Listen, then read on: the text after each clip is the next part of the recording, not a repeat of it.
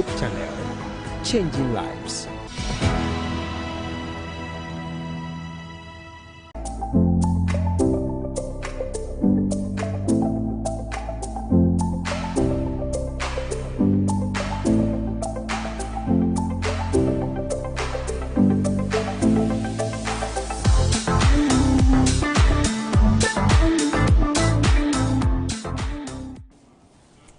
Hello, good evening. Beautiful, beautiful evening. It's raining. The weather is chilly, it's cold.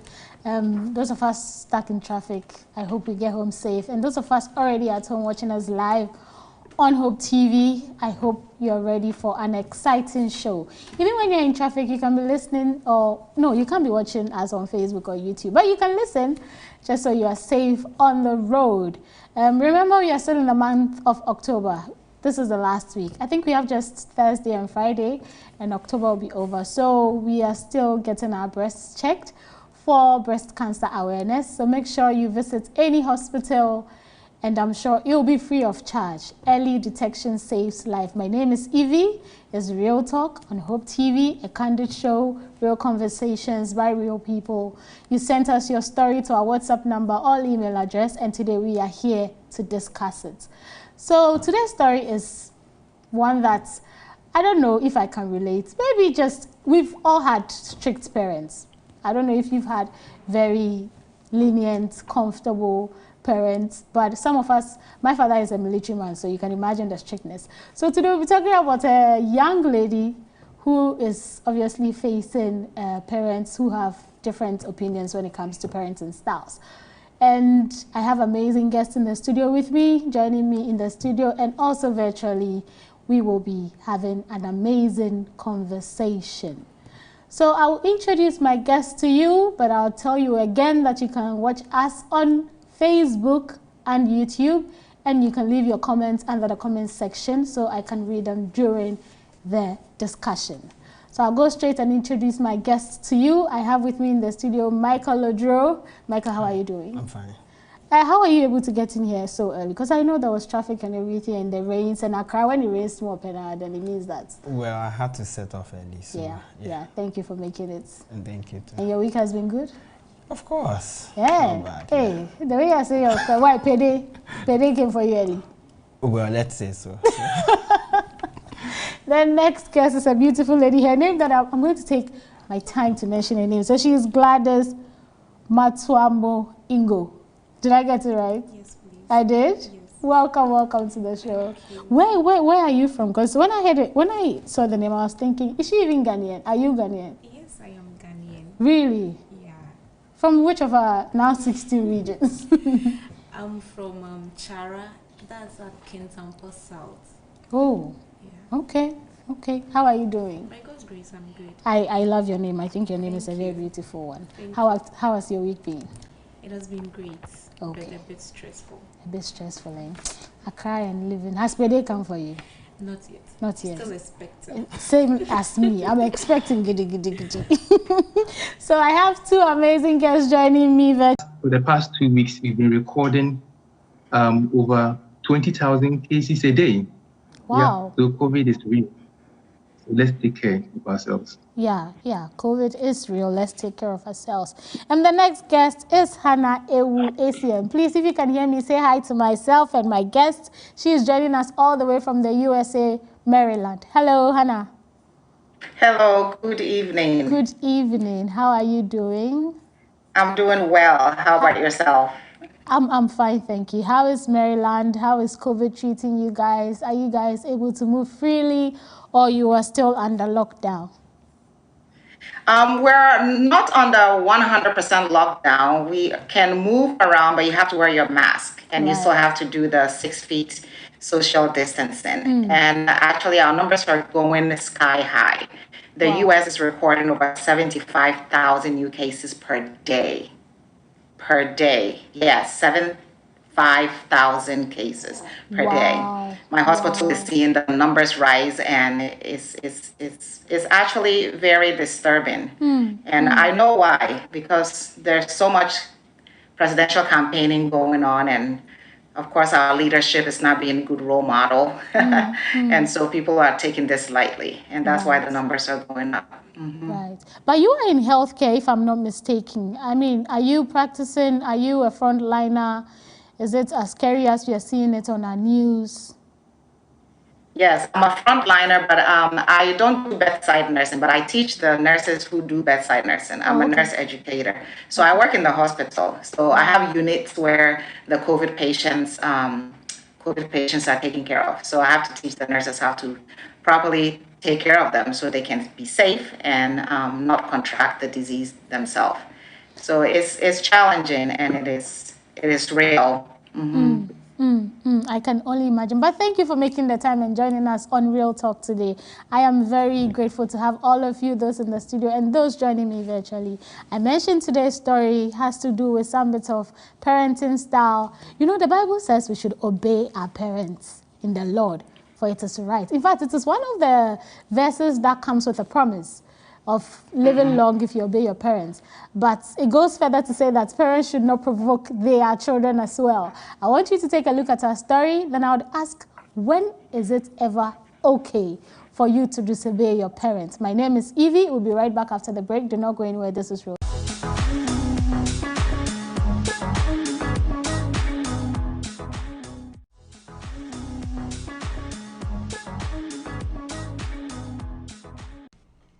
Dear Real Talk, I am a 28 years old lady from a wealthy home.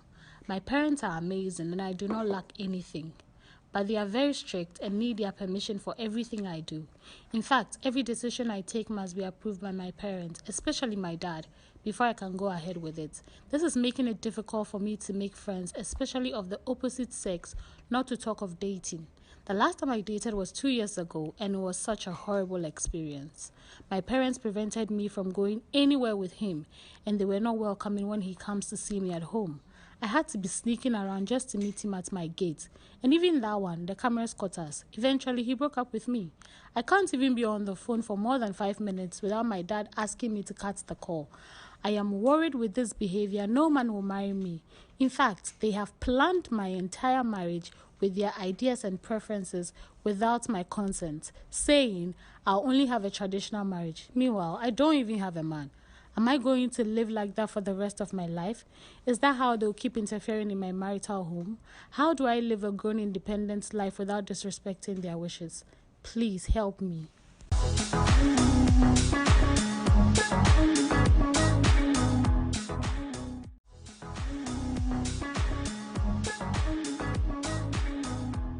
Come back from that break. I told you that today's story is a unique one. A 28 years old lady who cannot even have conversations on her phone for more than 10 minutes, who cannot have a relationship that will probably lead to marriage because she can't date anyone, whose parents are strict. And now she's wondering if she can live like this and if they would interfere when she gets married. And they've even planned their wedding. In fact, the story, when I got the story, what I thought of first was, but how are you planning her marriage when you do not even allow her to have friends, not to talk of dates? So we are going to go straight into the discussion. And obviously we're a Christian channel, so we'll try and bring you the Bible angle and the how to live a good Christian life angle, and hopefully come up with a solution that will help her make the right decision and also please her parents as well, if that is possible. So let's go right into the story. And I would ask you first, Michael, I would ask you, what is your general take on the story? What came to mind when you listened or read the story? Yeah, tell me, your general take. Okay. I think the story is a bit skewed towards the writer. Okay. So, well, she wrote it. Yes. So it contains certain biases, and so it doesn't give us enough information to either excuse the action of the father, neither does it give us enough information to also condemn it. Okay. At the same time, it also doesn't give us enough information to exonerate the writer of any wrongdoing, or to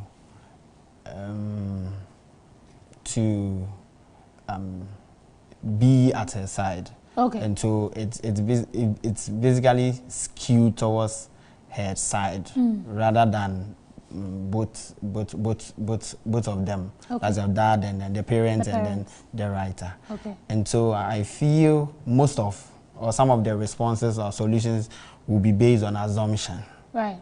And so yes. That was your general take? Yes. Yeah. Okay, I'll come back to you with other questions. But Gladys, what came to mind when you read the story? What did you think? Did you go like, 28, she's old, you people too? Or, I mean, our parents are our parents and we can't disobey them. What came to mind? Well, initially, I actually felt that that was ridiculous for your parents to go to that extent. Okay. It's worrying, but such are the things that really comes with you having an overbearing parent. Right. And it happens not only with the wealthy ones, but some people don't even have much, but they are still strict. Right. And it happens. It's just something that goes on and goes on, and the parents don't see the negative impacts of that on their kids. They don't see that to be a normal story. Okay. Something that really goes on. Okay. Hannah, I'll come to you and ask for your general take on the story. What came to mind when you read the story? Do you think the parents are doing too much? Do you think the girl is complaining and she's lucky to have parents that give her everything she needs? I think the story is a little bit too vague because we don't have the full scope of, parental side and then the girl's side. I'm pretty sure that parents, as I am a parent and parents listening, parents always wish the best for their children. They don't want to interfere in your life to make you unhappy. Every parent's goal is to have a better future for their children, help them make the right decisions.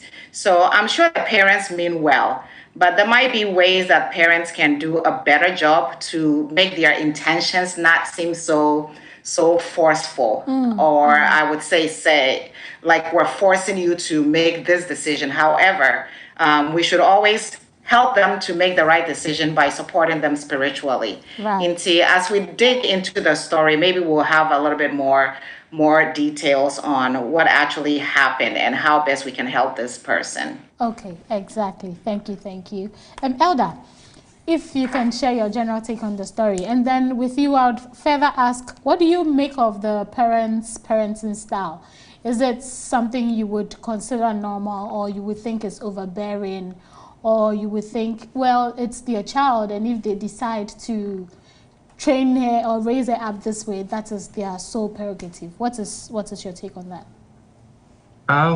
When I read the story, two things came on mind.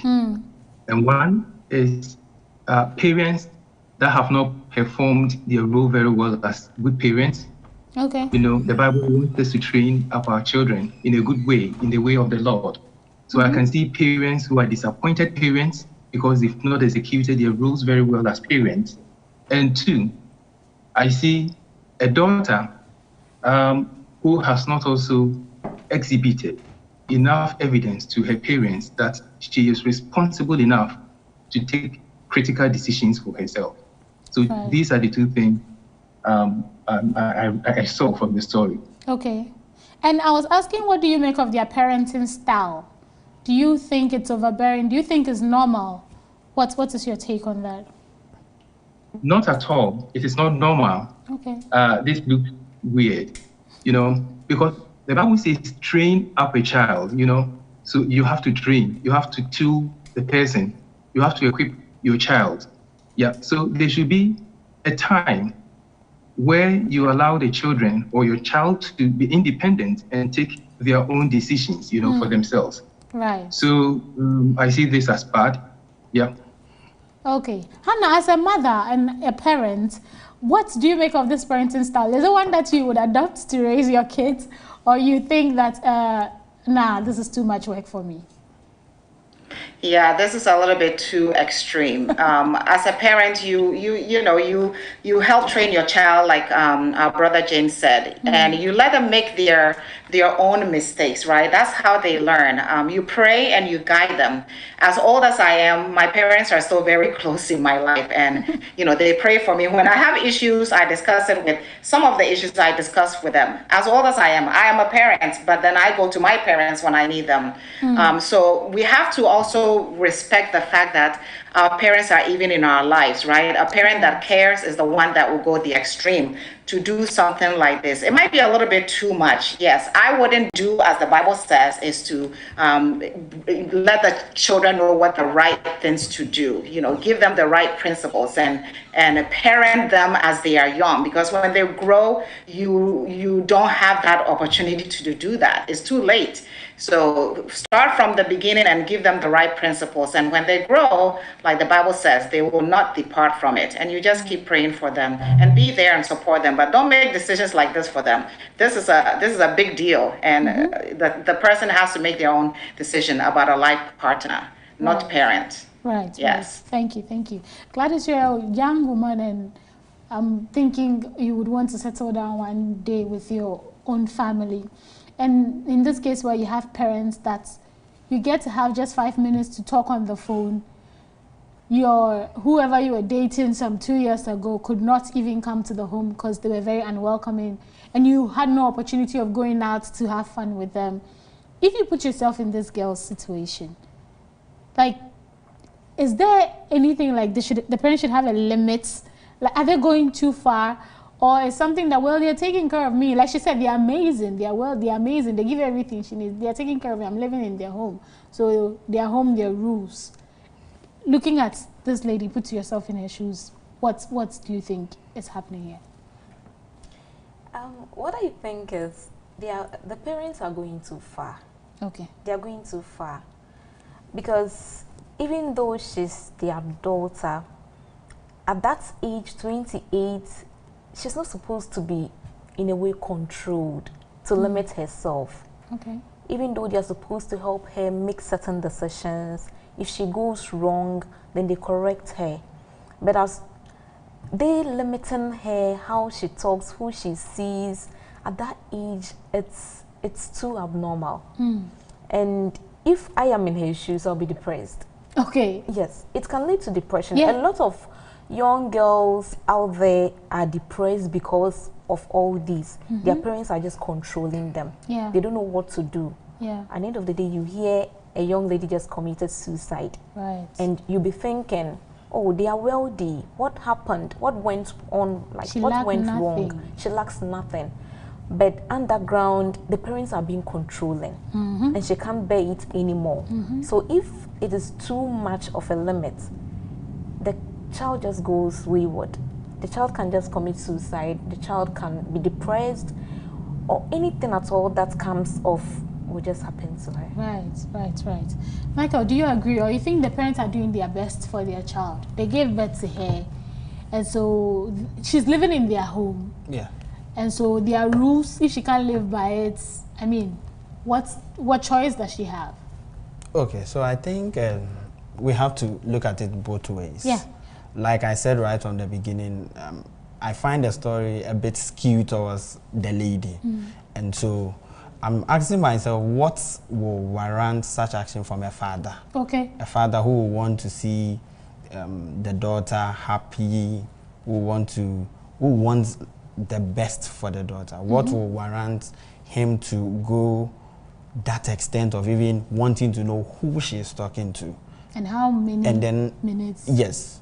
Is it the case that the lady has abused the independence given her, which is possible? Okay. And so if I'm a father and then I give you some level of independence and then you abuse it, it becomes a worry. Because we shouldn't forget that this is a father who is supposed to train up the child the way he should go. Okay. Right. And so despite all that, I feel parents' intrusive behaviors to some level are unacceptable. To what level would you Okay, consider so if it is the case that the parents are trying to be in her way, that is unacceptable. Okay. But then if the actions of the parents are geared towards making her do the right thing, I think there's nothing wrong with that. Okay. Yeah. Okay. So you think that if they are trying to make her live a good life or have a, like you said, right way of doing the right thing, then it is okay for them to limit her time on the call, who she goes out to see, who comes into the home, and all that. Yes, so I'm looking at it from, has the lady engaged them? So you bring people to the house, and well, the father has every right to know who she is talking to a large extent. Yes. Yeah. I have the right to know where your whereabouts, who you are seeing, and all that. And so I think still, I wish I had more information. I like the perspective where you are not towing according Yes, I really don't want. I don't want to fall into the trap of just believing wholeheartedly what the writer is saying, because I feel there's more to it than what she has given us. You think there's a reason why the parents are doing what they're doing? There should be a reason. Okay, yes, it could be that they want the best for her, but then she is seeing it as restricting or something, or they are trying to stifle her progress or something, which it beats my imagination. This is a father. These are parents who have basically given birth to you and all that, and so why would they not want the best for you? I just can't wrap your head around it. You think there's a deeper issue going on here? Of course. Then which I can see why. I mean, Hannah, I'll come back to you and then I'll ask, are there consequences to such actions? You know, Gladys clearly said that it can lead to depression. Some people can commit suicide and overthinking, and I just want to know if you're a parent that if I should use the word, insert your life in your child's life, checking her phone records. And let's remember that she's 28 years. So checking her phone records, asking her who she went to see, and preventing guests from coming to the home, preventing how long she talks on the phone. And at this age, she doesn't have friends, not to talk of someone she would settle down with. Yet you guys are planning her marriage. We'll come to that later. But what are some of the consequences of being a parent? Somebody will say, a helicopter parent that is all over your child's life. You lose trust of your child when you're always in their business, right? Business, quote unquote, always in trying to be involved. At this point in that child's life, 28 years, they are grown, right? They need to live a mature life and make decisions that is befitting for them. When they come to you for advice, that's good because they have come to you, but you shouldn't try and control every aspect of their life. Yes, they live under the roof of the parent, but that does not mean that you should treat them like, I don't want to use the word a slave, but that's the only thing that can come to mind. You're pretty much making them feel like they are enslaved to you, which that's not what the relationship should be with a child and a parent. A child should be free in their home. She's 28, she's still living under their roof. Maybe it's time for her to grow and move out. She will get to that point, but she's not ready. But if you treat her like this, she will not even mature because you're making decisions for her. She's not going to be used to making decisions for herself. Right. She will get into marriage, and then every little thing she's running to parent because, okay, you made the decision for me to marry, so let's solve this problem that I have in my marriage. So that would just lead to a long term of undecisiveness on the side of the child, not being able to make their own decision.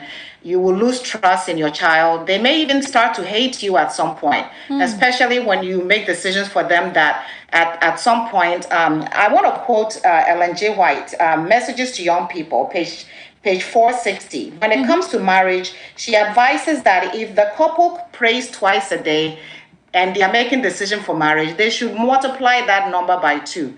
So this is somebody who's getting ready for marriage. Yeah, the parent is making decision for them. Who's praying? Is it me praying for my marriage to have a good man that will lead me to heaven?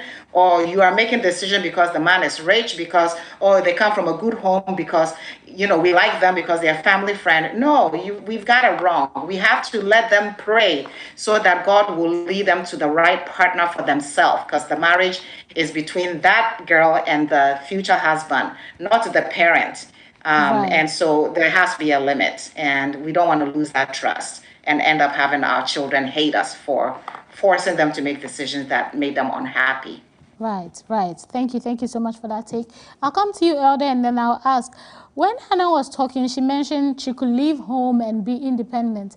But a young lady leaving home to live by yourself, is this something that society frowns on as a Christian?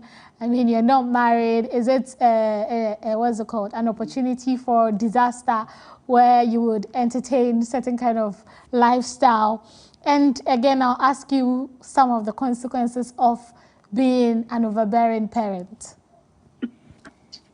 Yeah, I think living home, there's no problem with it. Okay. She's 28 and she's no more a child, you know. She's a grown-up, you know, an adult.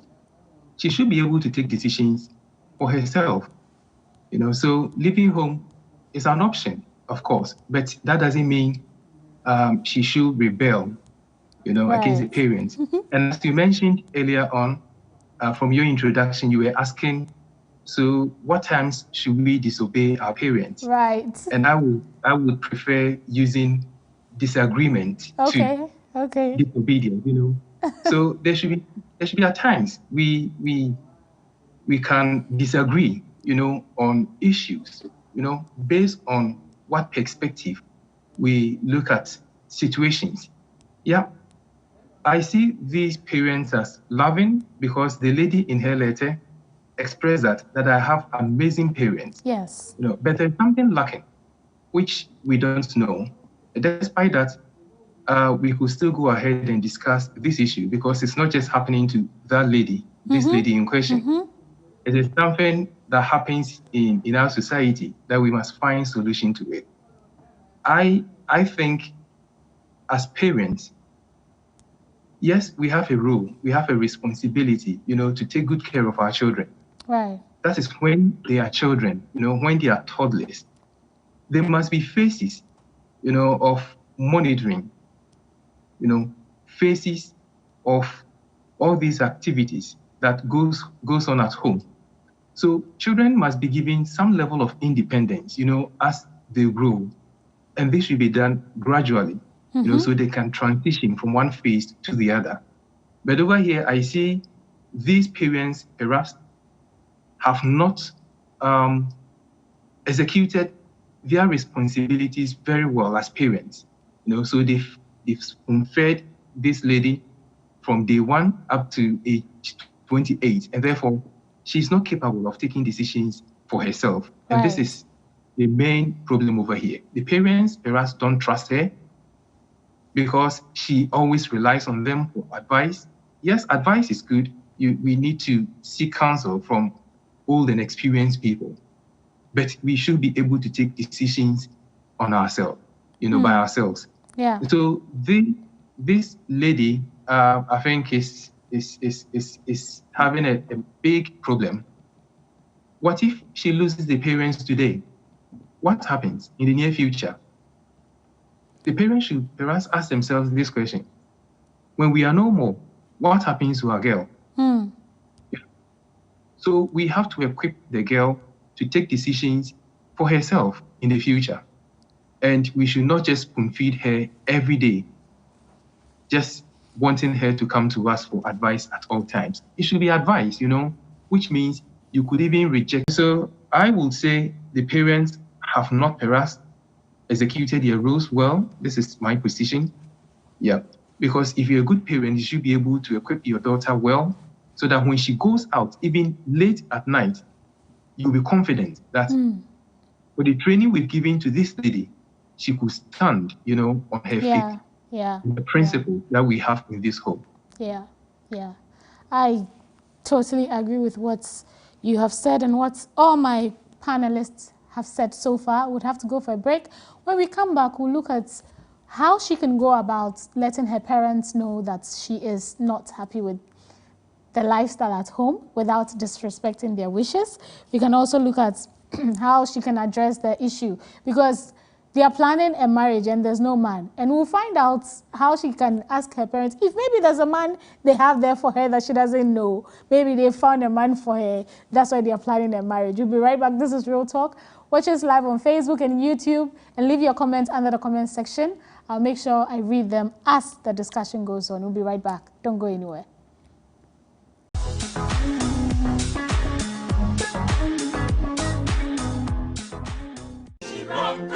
Thy way, O God, is in the sanctuary. Who is so great a God as our God? In this light and in the quest to finding Him, the Eastern View Ghana Conference invites you to a foundation stone laying in support of its conference multi-purpose auditorium building at Nkoko. The structure, which is designed to contain a seating capacity of 1,500, 50 guest rooms and office that could house the entire conference and its guests, an open social and counseling center. It also will be targeted for hosting our camp meetings, church trainings, and conferences. This foundation stone laying will be held in a joint service on the Saturday, 7th November 2020 at the Nkoko Seventh-day Adventist Junior High School, exactly 9 a.m. Mr. K. Menu Deborah will chair this event. Officiating are Pastor Dr. T.T. Okran, Pastor Dr. Chris Ananunu, Pastor Osei Yeboah, Pastor P.M.K. Arthur. Our guest speakers, Honorable Eric Kwache Dafo, Elder and Mrs. Ajenim Boatin. Guest of honor, Honorable Abena Osei Asari, Mr. Kwame Ofusu Banfo, Elder S.M. Asante, Elder W. Amwa Anoma. This is a sanctuary for the Lord and service to the society. Come, support us build for the Lord, and be blessed.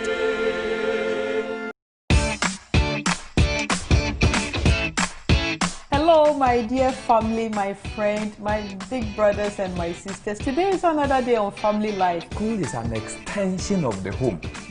Then the teacher's role actually goes beyond just teaching. Some people say that insurance is like a parachute. Okay? Insurance, you know when you need a parachute? When you drop from an airplane or from a cliff, and then just when you land, your parachute has to come alive and then carry you. So insurance is like that. If you don't have it when you need it, you will never need it again, because you are going to die anyway. So when you let stress come over you and people are saying this, and because for our society, if you don't have a child, but please, you have your own timetable, and God have a special timetable for you. Self-care is so important right now. If you are not alive tomorrow, you can't get the job that will be available tomorrow. So when you are going through all these job crises, whether you've lost your job, about to lose your job, or believe you are not even going to lose your job, think about your health first. Family Life, every Thursdays at 8 p.m.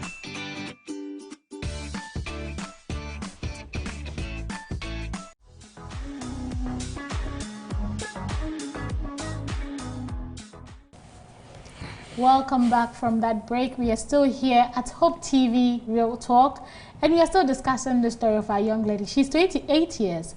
She comes from a very good home. Her parents are rich, and she lacks nothing. I mean, they're amazing parents according to her. But she has one little tiny, or maybe big problem with her parents. The issue is they do not give her freedom. She can't go out without seeking permission from her father. She cannot make or be on her phone for more than 5 minutes. People cannot come to her home. Her parents are not welcoming. She's 28 and she doesn't have any man she has any intention of settling down with yet. But her parents are planning her wedding. And so I asked myself, maybe they found a man for her. And maybe that could be why they do not want her to be entertaining other men. As to why they haven't told her yet, I have no idea. So this lady has brought her story to us, hoping that we find some sort of common ground for her to talk to her parents, so she has a little form of freedom. I have comments coming in on our Facebook page of TV Ghana, and I'll read it. This one is from Kobina AJ. He says, oh, you do not lack anything but freedom. Why are you still staying with your parents at 28? I forgot. They provide everything except freedom. So kindly get a job. Thank them for all the support they've given you. Move out and go live your life. Kobina, there's no indication that she doesn't have a job. I'm sure she has a job. She's working, but she lives with her parents. So, Ofori Button Francis says these parents are infringing on the daughter's rights. This kind of treatment is very bad, and the parents are not using Bible as their basis. Parents should sometimes give some space for young adults to do their own thing or make their own decisions, and they should just be a guide to their young adults' life. Okay. I have some more comments coming in. This one is from Samboro. He says, and sometimes it is from the environment, bad friends, schools, family, and the personal decision. So he is thinking that parents do this because of the environment they find the children in. This one is from Nana. Says, go to school outside and do not come back. My friend did it, and now they call her for ideas on how to manage their properties. Okay, so this one is from Kwame Toka. Kwame Toka says 28 years, she should move out. And they would eventually stop. Just that it might cause some problems by then. Holman says, I pity her first guy. Very bad, Charlie. So keep sending your comments in. I'll make sure I read them as the discussion goes on. I'll come to you again, Gladys, and then I'll ask what is the best way she can go about her, like, living this life that she wants, some sort of independence, some sort of being on the phone for maybe more than 5 hours, going out and not being questioned so much, having people come in and her parents will be welcoming. How can she go about this without disrespecting their wishes, without going against their will? Well, this situation, it's only God that can help her. Before she can do anything, I think the problem they have here is communication, effective communication. The parents aren't communicating properly with her, and she's not doing same. Okay. If there was a situation where they have that bond, they can communicate freely, all this wouldn't have been happening. Because she can freely voice out what she's going through, and her parents can also advise her freely. Okay. They will have known whether this is what is really going on in her life, and this is how we should go by things. So to me, the best way to approach this issue is for her to pray first, seek for God's guidance to soften her lips so that whatever she's going to tell her parents, they would listen. Okay. And then in a polite way, ask them to have a short conversation. Then she voices her problems out to them. Because at that age, she's grown, almost 30. Yeah. As you said, she's working, probably. Yeah. But with how wealthy they are, by now they might be managing her finances. They might be tracking everything, because that's what rich people do. They want to make sure that you don't spend too much. Or nobody is taking advantage of. Good. Yeah. So they might be tracking everything. So if you are staying with them, they track everything. Even if you're going to buy water, they know the kind of water you're going to buy, how much you're buying it for. I don't even think they allow you to buy water. They buy water and put it in the house. In the house for you. You get it. So in that kind of situation, it is very difficult for you to tell them something for them to even take you serious, because they know you can't live on your own. They still see you as a child. They still see you as a child. And so for us, they still see you as a child, you're still living with them. They want to protect you. So in a way of protecting you, they'll be strict. Okay. But if you communicate properly with them, you let them know that you can take care of yourself. That's the only way you can communicate properly with them. You can take care of your stuff. You move out of the house. You manage your finances well, and they know you are able to manage your finances. They will take you as an adult, and they will speak to you as an adult.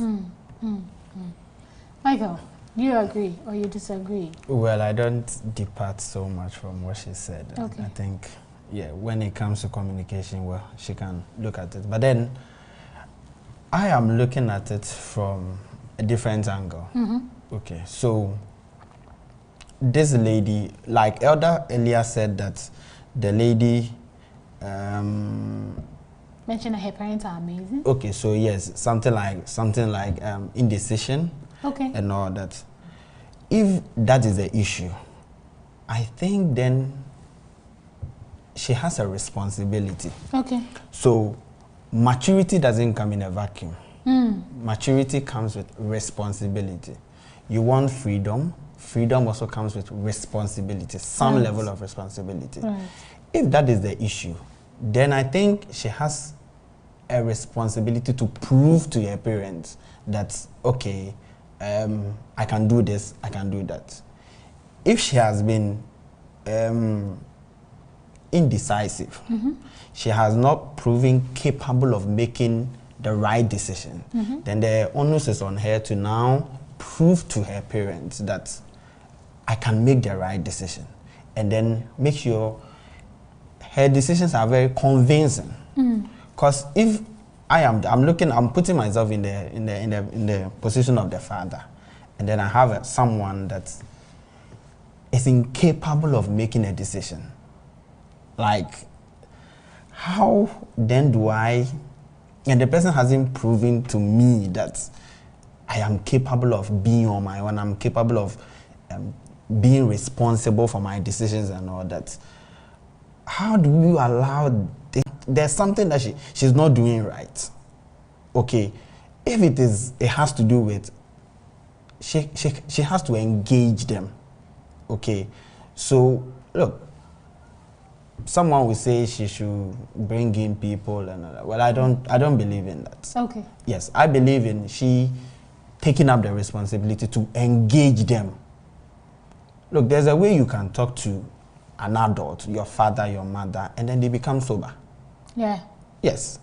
And so she has a bigger responsibility. She shouldn't just look at it that, okay, so they are just being my way and then they don't want, like, I find it difficult to accept that. So I think she has a bigger responsibility. She has to prove herself that she's capable of doing things on her own. And then once she engages them and then they feel very convinced, things will fall into place. I don't think they hate her. That I don't want to accept. They don't hate her.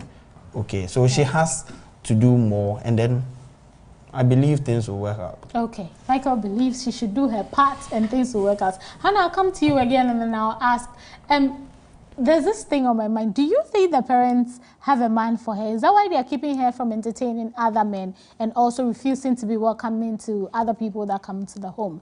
And what is the best way to address the situation with her parents? How can she go about it, right, so that they do not feel disrespected, they do not feel like she doesn't respect their wishes?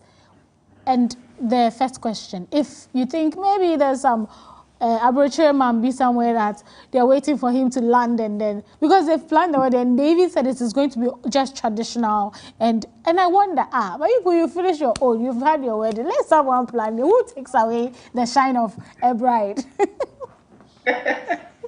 So parents are interested. They just want to make sure she's not spending too much money on wedding. Nowadays, traditional wedding, westernized wedding, same day, not everything is done. That might be good, but maybe that's not what she wants. It's all, it all boils down to what she wants. The parents may possibly be talking to somebody who they might have in mind for her to marry.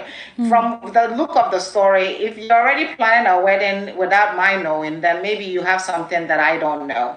So maybe they have somebody that they are, probably thinking of. This would be a potential son-in-law or husband to our daughter. But again, she needs to know. Even if that is the case, she needs to know. Growing up, I had that as one of the things I had to deal with. My parents were always coming up with, oh, this guy, very good family. Like he'll be a good husband. Oh, this one, he's almost a doctor. He'll be. My parents didn't force me. I had the opportunity to say, oh, wait, dear, don't worry yourself. This one, just don't even bother.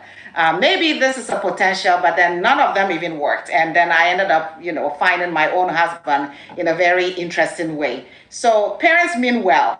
If they have somebody in mind from Abrochre or from wherever, let the girl know. She might even be interested, right? It doesn't always mean say what you choose for your child is not going to be a good idea. She might be even interested, and maybe she needs that help because she can't even get one for herself because they won't allow her to get one for herself. Let the child know what is going on so she can be part of the decision, not later on tell her what to do. That would be emotional blackmailing. I don't think Christ wants us to do that, where we force our children into marriages that they don't maybe even love the person that they're getting married to. You need love and you need to know the person before you get into the marriage union. And yes, there will be a lot of problems. Our divorce rate in the Adventist church is on a skyrocketing high. Why is that? Is it because we're not allowing people to make the right choices? There's a whole lot we can talk about that.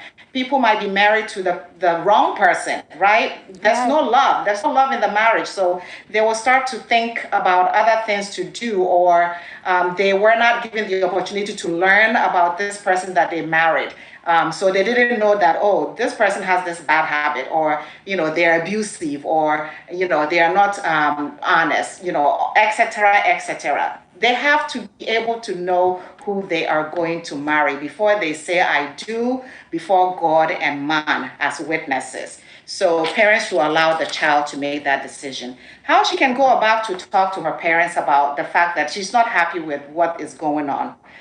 Try, like Michael had said and Gladys had mentioned, try and have a conversation, communicate. Don't just sit back and complain that my parents did this. Talk to your parents. Are you afraid of them? Then maybe you can bring in somebody. I know, Michael, you said you don't think somebody should come in, but sometimes you may have to bring in, like, an uncle or even an elder or your mom's sister. Talk to somebody that you think can maybe speak on your behalf because you don't have that courage to stand up to your parents about some of these things. And that might work. And if you feel courageous enough to do it on your own, that needs to start. And we need to address the problem and find out who is this invisible man that they are planning a wedding for, me, so we can get to know a lot more about what's happening. All right. Thank you so much for your take. Elder, I'll come to you and then I would ask, what is the best way to address this issue with her parents, and what should she do when they do not accept her wishes? Okay, I also agree with Anna that probably the parents mean well. We have a saying in our language. I want to put it in English. I don't know if I can communicate it well. You can say it in the language that you are. What children see whilst they stretch their necks, right? Right. The adults or the elders see same or beyond whilst they are squatting. So yes, from experience, the parents, they have seen a lot in life and they know so much about marriage. And for, this young man the lady is bringing home is someone who is going to destroy their daughter. And if you are a good parent, you wouldn't like that to happen to your daughter. And I believe from her letter, this is just the first gentleman he had met. She didn't talk about others, right? So It could be that the parent has seen something which wouldn't work well for their daughter. And that is why they are trying to prevent her from entering into relationship with this gentleman. So there could be a genuine reason for taking that decision. One thing is parents, a lot of parents, even Christian parents, make many mistakes, concerning some of these critical decisions with their children. Yes, from the spirit of prophecy, we are counseled to even support our own children choose good partners for themselves. And this is to support them, not to make the decisions for them. Marriage is a long, it's a lifetime, institution, Mrs. White, in her book, Patriarchs and Prophets, in the chapter, Isaac's marriage, she talked about something. And if you give me just a few seconds to read it. Okay. When you read Patriarchs and Prophets, page 176, he says, if there is any subject which should be carefully considered, and in which the counsel of older and more experienced persons should be sought, it is the subject of marriage. If the Bible was needed as a counselor, if ever guidance should be sought in prayer, it is before taking a step that binds persons together for life. So if you want to take this critical decision, it shouldn't name of the family. It must be protected. Your parents would like to see you in heaven. And so they are looking afar, not what you just see, which perhaps could be infatuation, So let's talk about genuine love and guide you through so that you go and take this decision. And so for me, the parents, perhaps as the earlier panel members said, there has been some communication gap over here. So I think they should sit down, and as Gladys said earlier, and have a short talk. I think this is going to be a lengthy talk, a long one. It shouldn't be a short one because it's critical, and the lady is actually grieving, So they must sit as parents and the child and talk about life matters, which you term it a real talk. Yep. Let them discuss it, between these two groups and see how to go about it. Perhaps her parents don't even have anyone, in mind, but it is that particular gentleman they want to avoid. And so she has to calm down and look at it from a different angle and see there could be some sense, or some good thing in what their parents are saying, which she must agree with them. Right. Our time is fast spent, but I'll ask you, Gladys, what should she do if her parents refuse her wishes? If they go like, we don't see anything wrong with how we are managing and we are your parents and what we say goes. I don't think if she talks to them, they would refuse. Okay. Yeah. My parents, they always want to help in decision making, but they are free to talk to. So sometimes when my mom says, do this, and you think what she's saying you should do in a way might affect you wrongly, if you freely speak it out, if you voice it out, she would understand from your perspective. So to me, as the story went, her parents really love her, right, and they want what's best for her. Right. So in as much as they are trying to protect her and they're trying to provide everything for her, if she sits down with them and she has like a conversation with them, they would understand. No matter how difficult they are, they would understand. They would understand. Michael, short last words. Okay, so if she tries dialogue and it doesn't work, and then she tries Hannah's approach where she brings in other people and it still doesn't work, and then if she can be on her own, I think nothing should stop her. Nothing. So far as whatever she's doing is the right thing. Is the right thing. Is the right thing. For me, that is very critical. Yeah. And so, if you are doing the right thing, and then your parents are just being your way, I don't see anything wrong with going ahead to do what is good and right. Yeah. And that's the caveat. Yeah. If it is right, then you should go ahead. Yeah, then you can go ahead. Right. Hannah, quickly, maybe 30 seconds. What approach or what should she do when dialogue doesn't work, parents don't listen? What is the final step she can take in gaining her independence?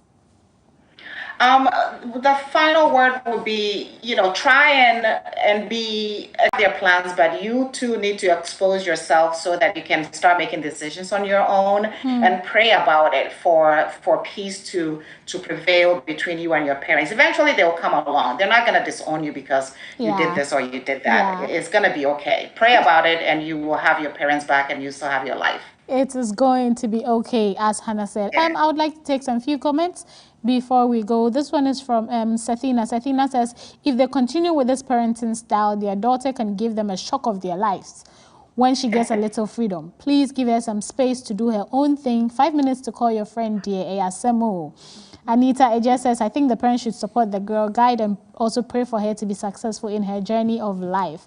Doris Amewu says, maybe she is not behaving maturely. Okay. Angela says, how does she prove herself if she hasn't been given the chance to prove herself in the first place? Parents must allow their children to make mistakes and not micromanage every step that they want to take. Ruth says she should gather courage and speak to them until she moves out. Things will not change. Okay, thank you guys so much for your comments coming in. I would ask my guests both in the studio with me and virtually maybe 30 seconds each to give some warm greetings to anybody they would want to. Hannah, I'll start with you. You've been in the States for a while. Your family, I know your family is back in Ghana. Anybody you want to say hi to, please, you can do that in the next 30 seconds. Yes, today is my mom's birthday. Oh, Mrs. happy Elizabeth birthday. Ewu, happy birthday. She's 72. Wow. So we thank God. I've already called her and I wish her happy birthday and many more blessings. Amen. And greetings to all my friends in Ghana. Greetings to Hope TV, Matthew Hi. and the team there. And greetings to Pastor Ewu. I better mention his name or I'm in trouble. And Precious Ewu Corral. I love you guys. And yeah, thank you for having me on the show. Thank you so much for coming on the show. Elder, 30 seconds. Anyone in Ghana or even in London, if you may. Okay, thank you. Before that, just a second. Okay. One thing parents should do, let's talk about marriage before the time is due. Okay. This should be discussed. Okay, my regards to my family back home, my wife Florence, and our children. They call themselves P, Papa, Abena, and Ya. And also my family and friends in Tichiman, I greet you all. And I'm not forgetting my chairman, JC Tayman. Jojo, I love you all. Thank you. Thank you so much. Gladys, anyone that you'd like to say hi to? I want to say hi to my mom at Kintampo and my kid brother. My family back home, I want to say hi to you. And my dad in Italy, I want to say hi to you and I love you very much. And to my friends, I want to say hi to you all. Have a good evening. Have a good evening. Gladys says. Michael. Okay, so greetings to my friends, those who are watching me. They are sending messages and Kwiku. Greetings to my boss, Mr. Leonard Kwakupong. I think he's watching. Okay. And also Jemfoa, she's right, Cape Coast. I know she's watching. And then Jemfoa.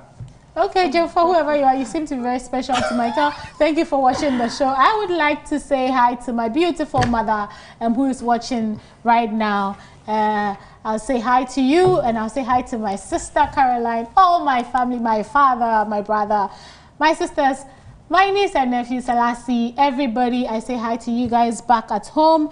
And I'd like to say a big hi to all my viewers watching me, those watching on TV, Realtalk, those watching via Facebook and YouTube. Hi, thank you so much for watching. It's always an amazing opportunity coming your way every Wednesday. You guys watch, you leave your comments, and you support the show. A big thank you to my crew. You guys are amazing. This show wouldn't be anywhere without you. To Shades and Glow for my makeup. To Ami's outfit for my beautiful put together designed outfit. Thank you guys so much. We'll be coming your way same time next week, 8 p.m. on Hope TV. And again, we are live on Facebook and YouTube. Remember that you can go and get your breast screened so you can save yourself some hassle. Early detection saves life. So you guys have a lovely evening and see you same time next week. My name is still Evie. Good night.